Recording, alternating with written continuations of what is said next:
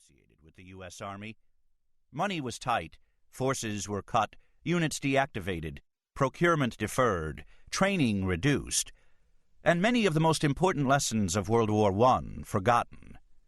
Many officers resigned to pursue other opportunities. Ike didn't. He stayed through the tough years, building relationships, studying, and preparing himself for the future. It is this period, so well described by Wukovits, that gave Ike the professional foundation he needed to succeed in the rapidly expanding and stressful Army at the start of World War II. For it wasn't just that he was well known and liked, it was his exceptional competence that brought him to the fore. Ike could organize, manage people, and solve problems. Everything from disciplinary issues with the troops to big strategic issues.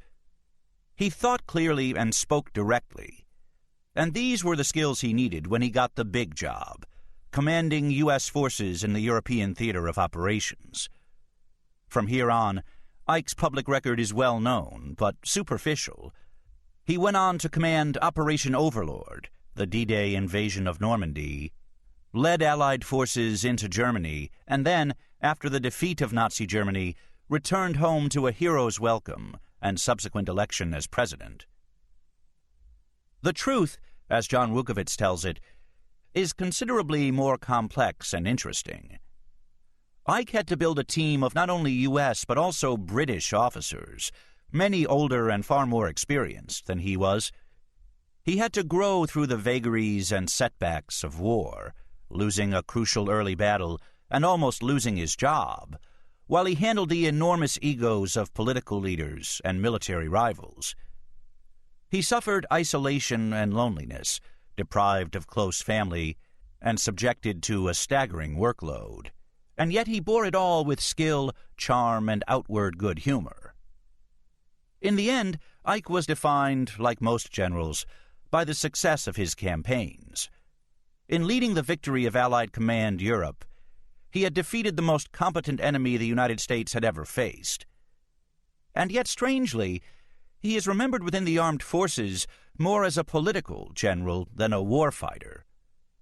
Perhaps it was because the demands of his job forced him to attend to grand strategy and the interface between the military and political leaders. Perhaps it was because, as an alliance leader, he was gracious enough to allow other generals, erstwhile rivals for recognition and advancement, to claim their share of the successes, sometimes at his own expense. Or perhaps it was simply because, with his outgoing personality, warmth, and sincerity, he seemed above the rough and tumble, down-in-the-dirt business of leadership in war.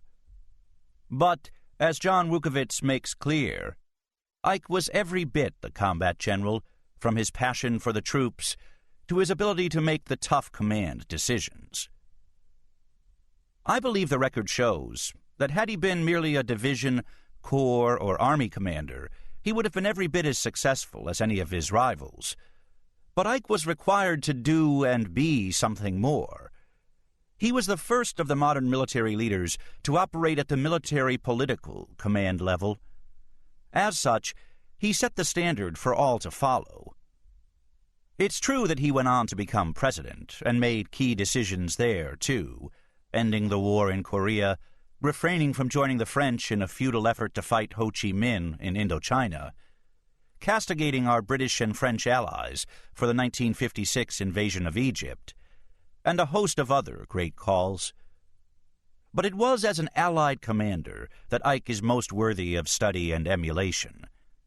He built relationships of trust and confidence, fostered a remarkable spirit of teamwork, and traded off purely military considerations against the strategic and political in a pragmatic calculus that led to success and also represented the highest form of the military art.